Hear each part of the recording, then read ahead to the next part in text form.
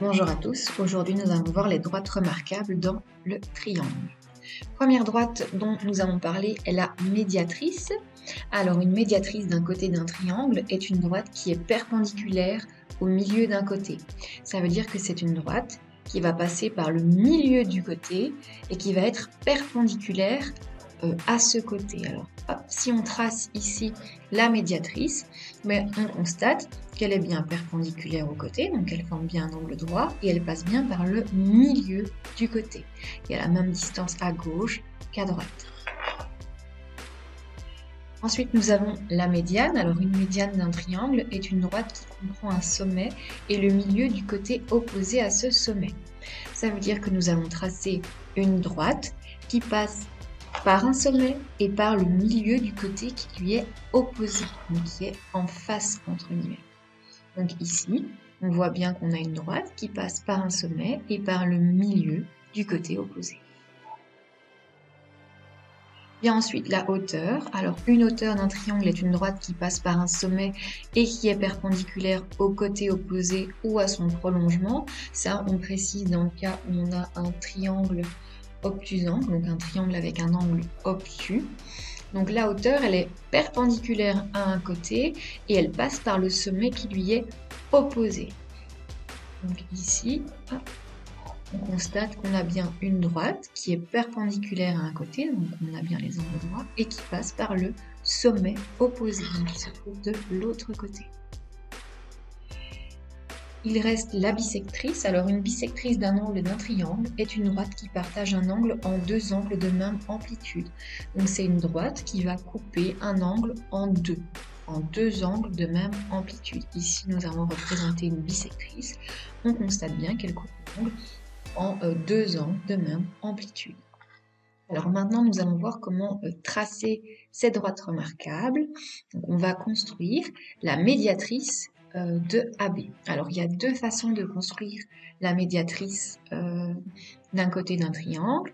Alors, la première façon, c'est d'utiliser son équerre et de repérer le milieu, donc le milieu de AB. Donc, je vais quand même bien préciser ici qu'on nous parle de la médiatrice de AB. Donc, on doit chercher le milieu de AB. Donc on prend son équerre et on repère le point milieu. Alors avec l'équerre c'est facile, il faut qu'il y ait la même distance à gauche qu'à droite du zéro de l'équerre. Donc ici, je place un point au milieu.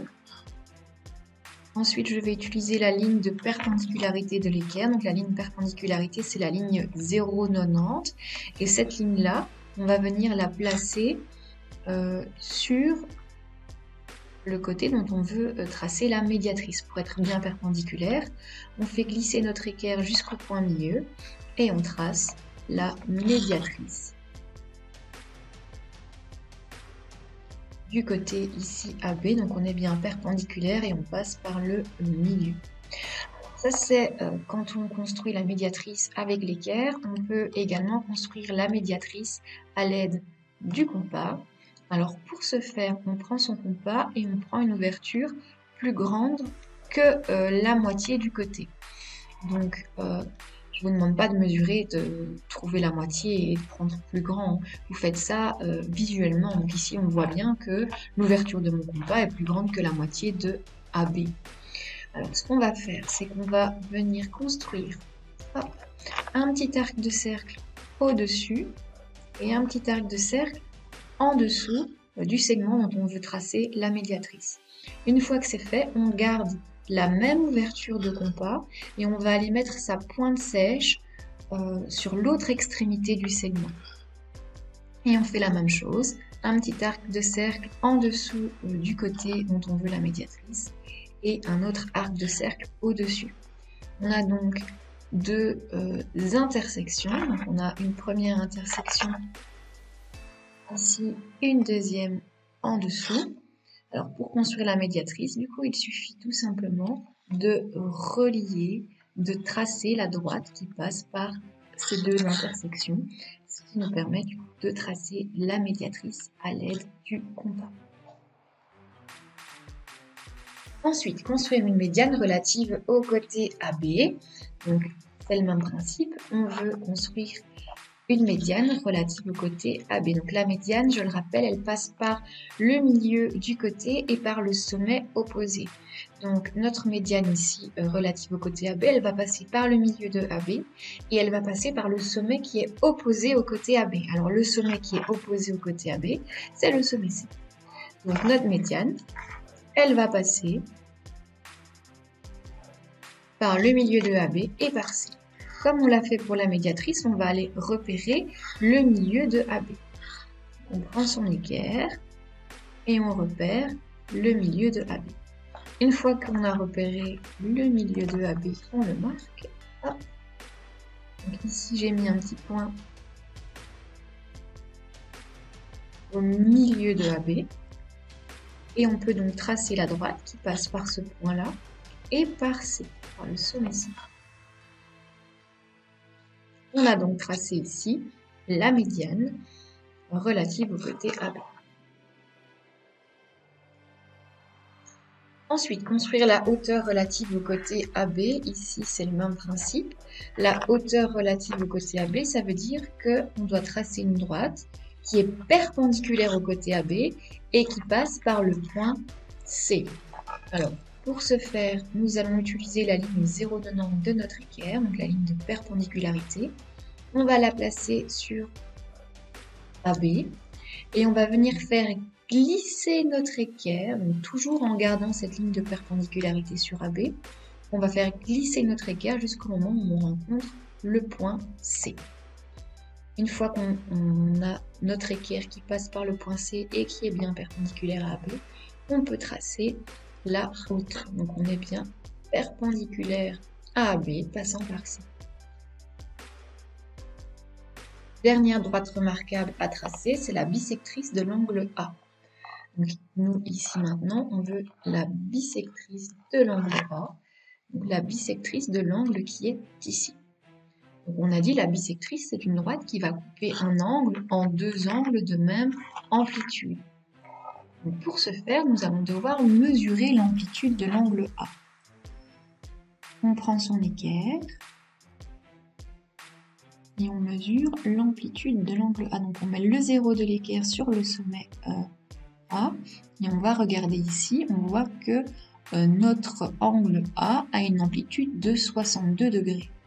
Alors 62 degrés, sachant que la bisectrice va couper notre angle en deux, on va devoir faire un petit calcul si on décide de le construire à l'équerre. Et ce calcul, c'est 62 degrés divisé par 2. On obtient 31 degrés.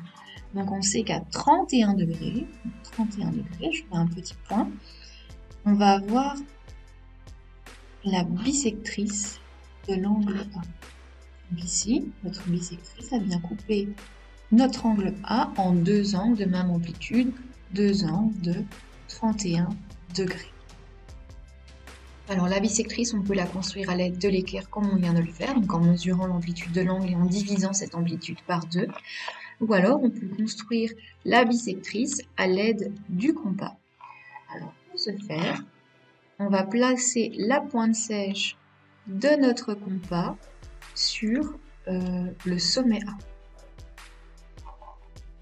On prend une ouverture de compas et on va tracer un arc de cercle.